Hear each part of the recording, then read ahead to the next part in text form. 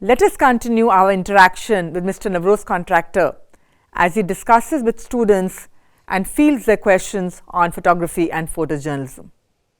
I think real, honest, true photojournalism is very tough.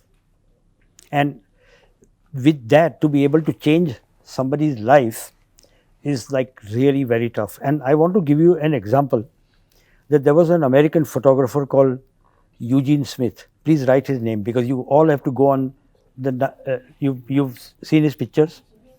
Okay, so, but let me tell you what happened with Eugene Smith.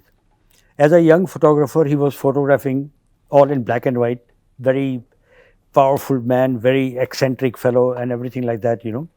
And then everybody in their lives wanted to join Life magazine because that was the star that every photographer today whom you think is a hero of yours once worked in Life magazine, period. So if you want to learn photojournalism, you have to look at the history of Life magazine. You know, that was the ultimate where the best of the best of the best was selected and hired. So this guy is hired and he's sent to a small town in America to make a story about a midwife, a black midwife. So in those days, in the 50s, there were many people were delivering children in their home like we used to have, you know, in India also. So he goes there, he was sent for 3 days and he doesn't come back for 2 weeks.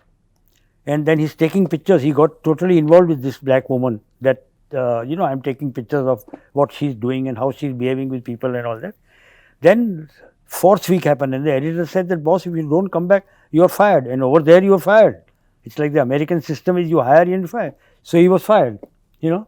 So anyway, Eugene Smith comes back. He was, I think, 26, 27 years old and makes all these fantastic black and white prints and has an exhibition in the streets of New York with his own money.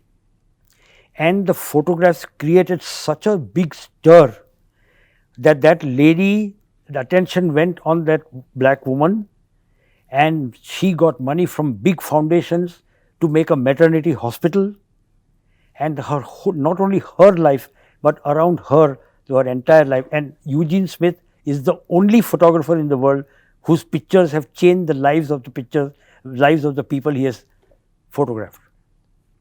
The last story he did in his life was on atomic energy plant that was poisoning the river by putting mercury in it, you know. And he went to Japan and he photographed that place. For 2 years he lived over there.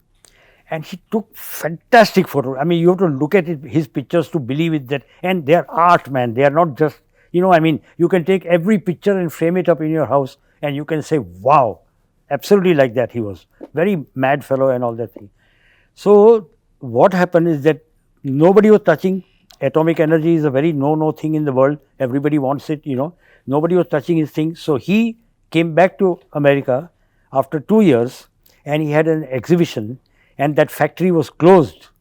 That river was cleaned and people had new lives, and he died of the same mercury poisoning because he was drinking water from the same river.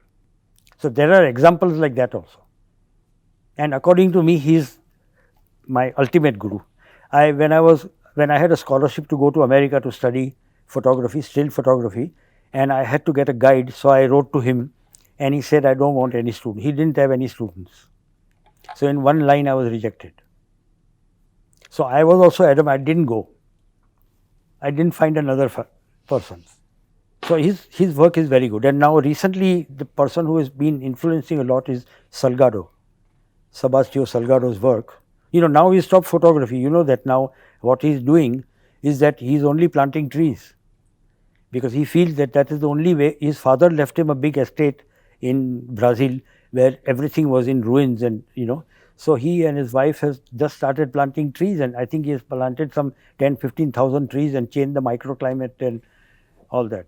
But he did it in a different way. While Eugene Smith's stories actually changed the life of the people he photographed, which is my ultimate aim, that one day I will take a picture of somebody whose life will change because I took that picture.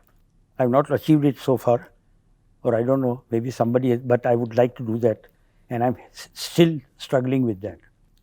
Sometimes this one picture changes your whole, you know, totally.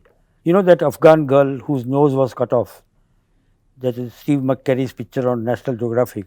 It changed her life totally. So things do happen. We have learned so much from Mr. Navroz Contractor, and there is yet so much more that we can get from him. Join us in the next video.